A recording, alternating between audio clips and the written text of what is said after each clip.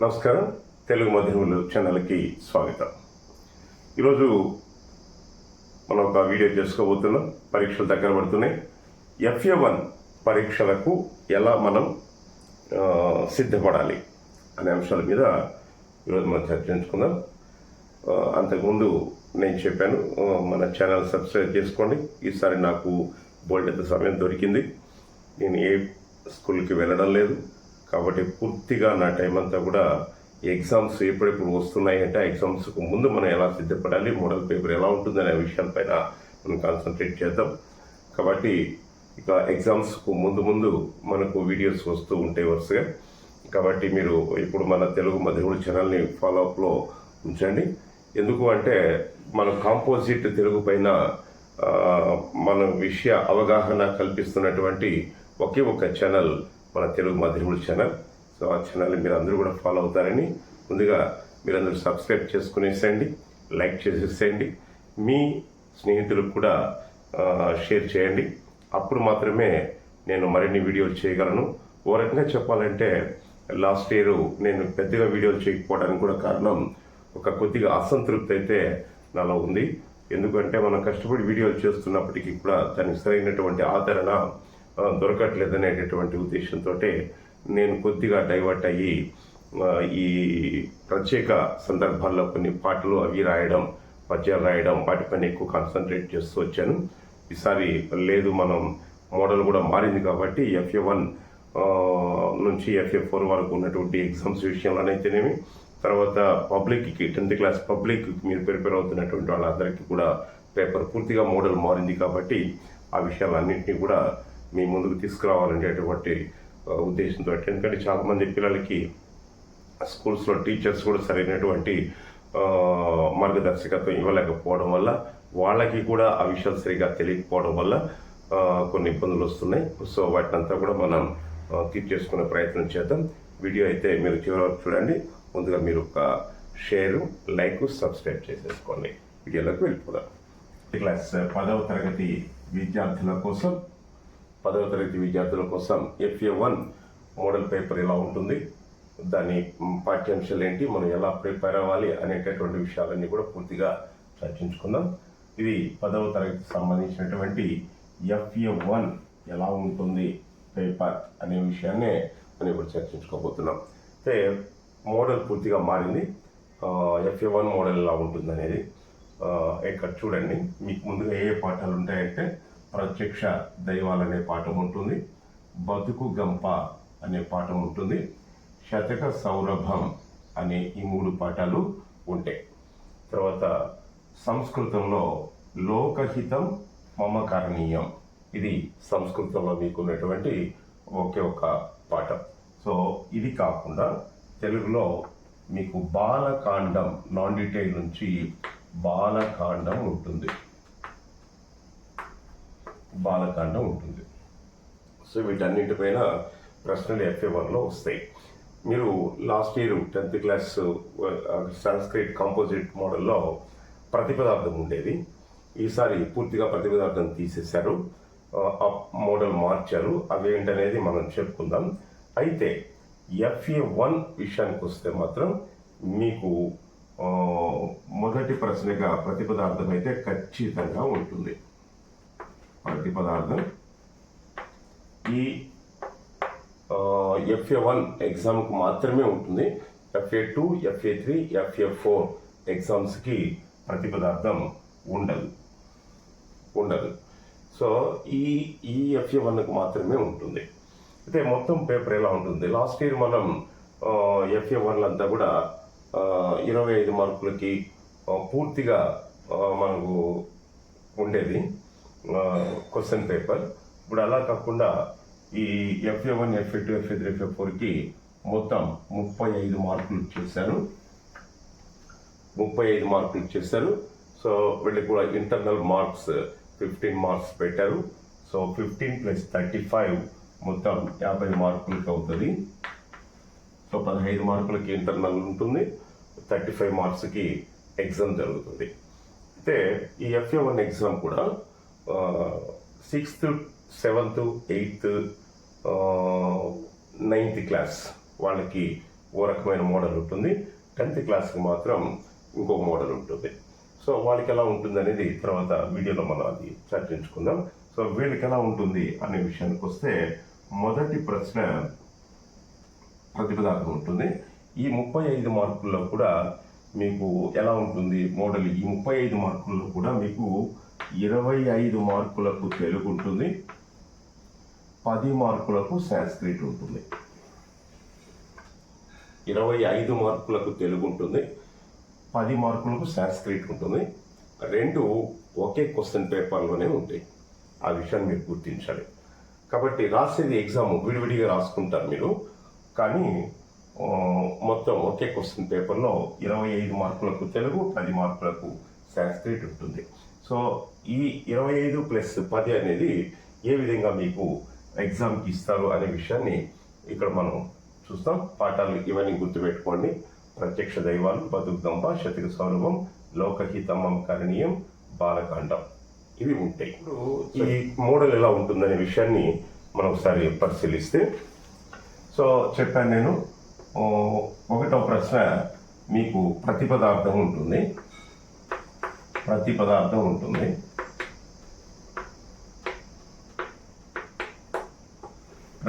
రాయాలి.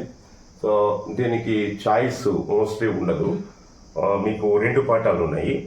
2 పాఠాలు అంటే మొదటిది ప్రత్యక్ష దైవాలు, తర్వాతది శతక మాధురిమ. ఈ 2 పాఠాలు ఉన్నాయి. ఈ 2 పాఠాల్లో మీరు ప్రత్యక్ష దైవాలు చదువుకోండి. ప్రత్యక్ష దైవాల్లో పెద్ద పద్యాలు ఏవైతే స్టార్ మార్క్ ఉన్నటువంటి పోయిమ్స్ ఉన్నాయో, ఈ స్టార్ మార్క్ ఇలా ఉన్నటువంటి పోయిమ్స్ ఏవైతే ఉన్నాయో, ఆ స్టార్ మార్క్ ఉన్న పోయిమ్స్ని మీరు ప్రతిపదార్థాలు ఈ FA వరకైతే మీరు ఖచ్చితంగా నేర్చుకోవాలి. ఈ ప్రతిపదార్థం అనేది మీకు 5 మార్కులకి ఉంటుంది. ప్రతిపదార్థం 5 మార్కులు ఉంటుంది. ఓకే, తర్వాత 2 చిన్న ప్రశ్నలు ఉంటాయి, లఘు ప్రశ్నలు 2 ఉంటాయి. ఈ 2 కూడా 2 × 2 4 మార్క్స్ ఉంటుంది. 2 చిన్న ప్రశ్నలు. ఆ 2 చిన్న ప్రశ్నల్లో 2 మార్కులు ఉంటే 2 రాయాల్సి వస్తుంది. దీంట్లో ఎలా ఇస్తారు? ఈ 2 ప్రశ్నలు ఎలా ఇస్తారు అంటే, ఒకటి ప్రత్యక్ష దైవాలు, శతక మాధుర్యం, ఈ 2 పాఠాల్లో నుంచి ఒక కవి పరిచయం వస్తుంది. కవి పరిచయం ఒకటి ఉంటుంది. మీరు ప్రత్యక్ష దైవాల కవి పరిచయం బాగా చదివి పెట్టుకోండి. శతక మాధుర్యంలో ఏను లక్ష్మణ కవి చదివి పెట్టుకోండి. సో కవి పరిచయం ఒకటి ఉంటుంది. ఇది 2 మార్కులకి. ఇక్కడ ఇచ్చినటువంటి 4 మార్కులు అర్థమవుతుందా? తర్వాత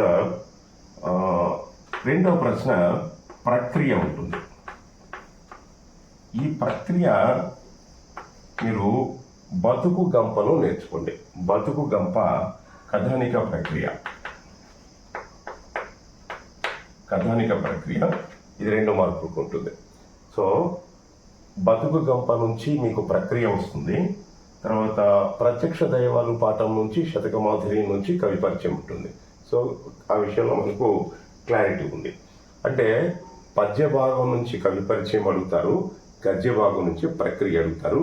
ఇప్పుడే కాదు, ఏ FA2 అయినా, FA3 అయినా, FA4 అయినా, చివరికి పబ్లిక్ అయినా సరే ఇక క్లారిటీ ఒకటి ఉంచుకోండి. తర్వాత 3, ఇక్కడ వ్యాసరూప ప్రశ్నలు ఉంటాయి. వ్యాసరూప ప్రశ్నలు. ఈ వ్యాసరూప ప్రశ్నల్లో ఎలా ఉంటుందంటే, ఇది 5 మార్కులకి. వ్యాసరూప ప్రశ్న 5 మార్కులకి.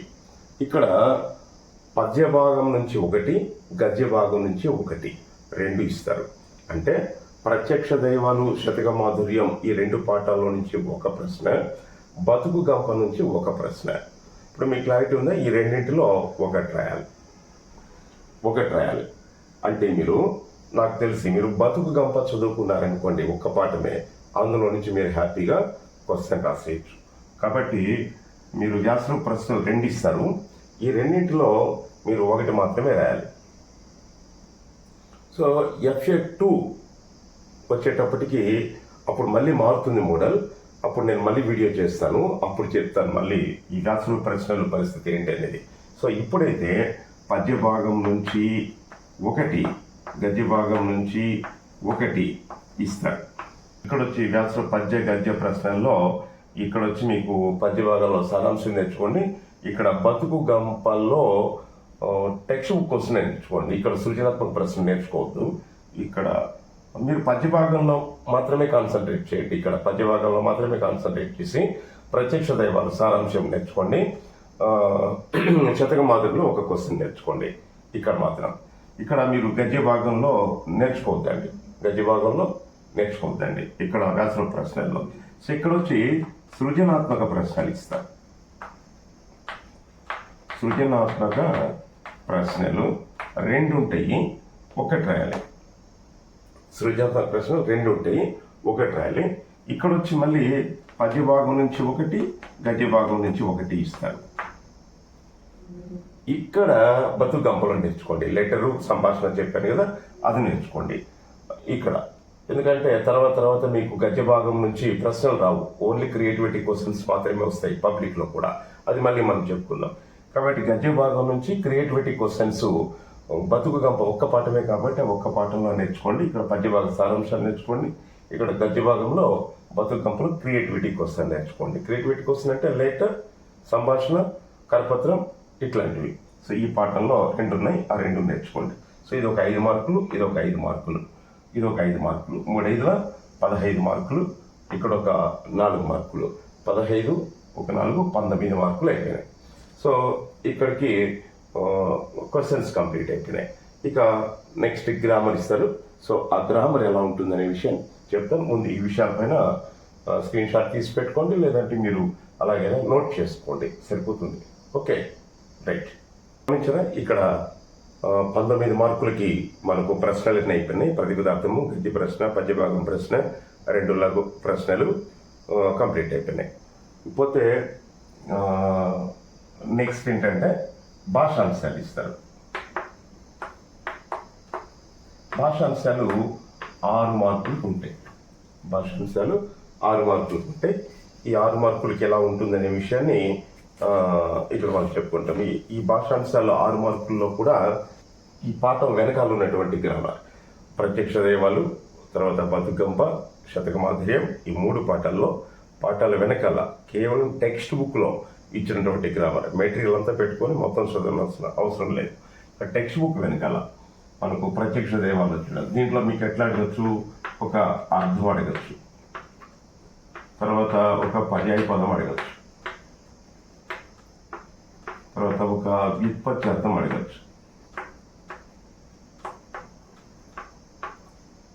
తర్వాత ఒక సంధి విడదీయమని కానీ కల్పమని కానీ లేక సంధి పేరు రాయమని కానీ ఇలా అడగచ్చు సంధి.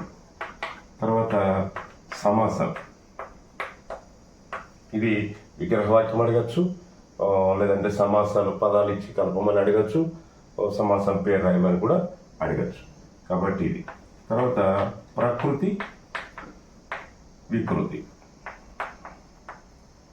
ఈ రెండింటి ఏదైనా ఒకటి ఉంటుంది.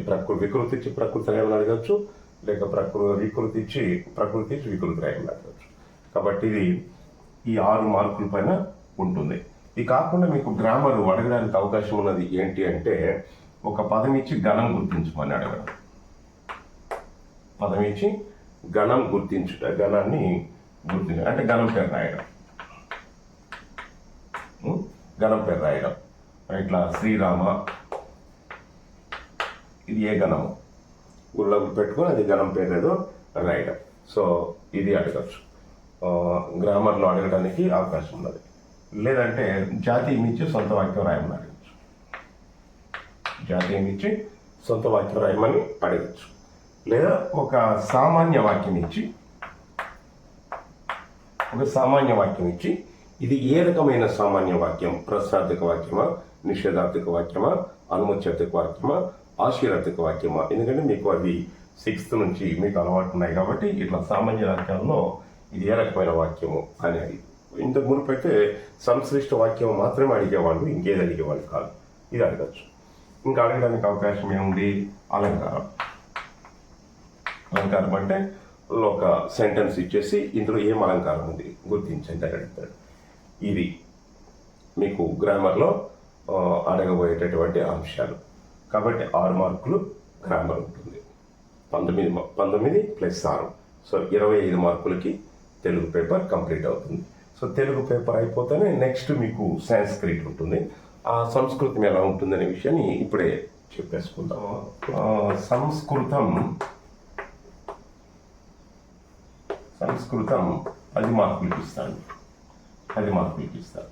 సో ఈ 10 మార్కులకి ఎట్లా ఉంటుందంటే, ఒక అపరిచిత గద్యం.